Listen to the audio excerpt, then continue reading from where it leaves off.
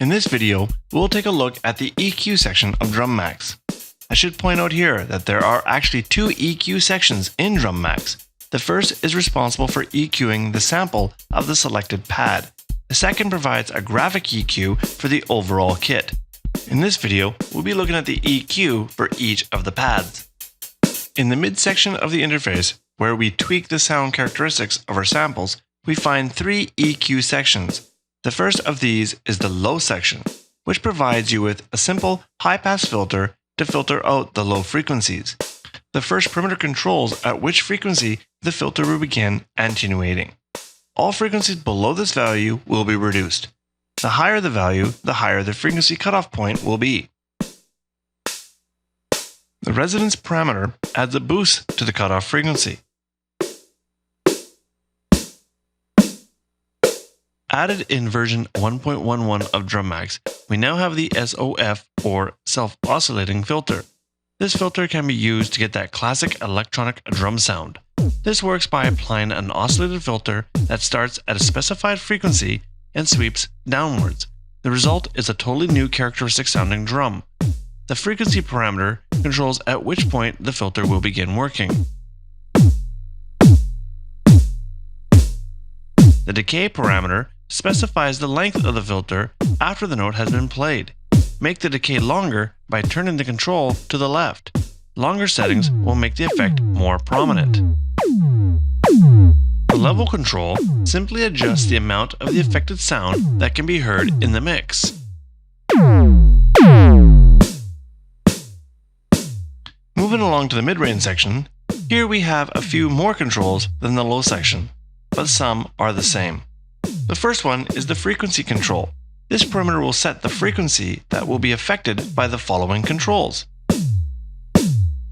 The level control will increase or decrease the level of the frequency set in the frequency parameter. The resonance parameter will apply a narrow Q boost to the frequency set in the frequency parameter.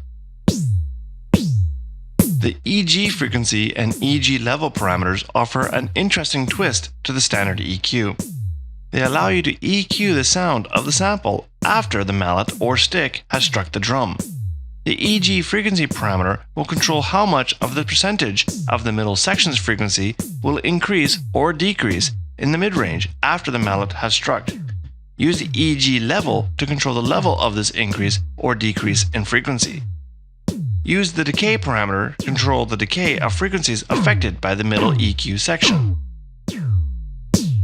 The retrigger parameter allows the frequency modulation applied by the midsection EQ to be triggered more than once. For example, when set to 0, then the modulation envelope is only triggered once at the time the sample is played. But setting this value to say 3, then the modulation will be triggered 3 more times. This can be useful with flamming effects or samples such as claps. The last EQ section is the high section. This EQ works in the same manner as the low section EQ. However, instead of cutting out the lower frequencies, this EQ's job is to cut out the higher frequencies. The output section applies a few final tweaks to the sound of the sample before being sent out of Drumaxx. The first is the hold parameter, which determines the length that the sample is held for before the various decay values will kick in. Increasing this value will make the sample sound longer, while decreasing it will make the sample sound shorter. The lofi parameter will give the sample a lower quality effect. This could be useful if you're looking to have a sound that replicates a lower quality playback. For example, making your drums sound as if they were being played through a cheap radio or over the phone. The pitch parameter allows you to adjust the pitch of the sample.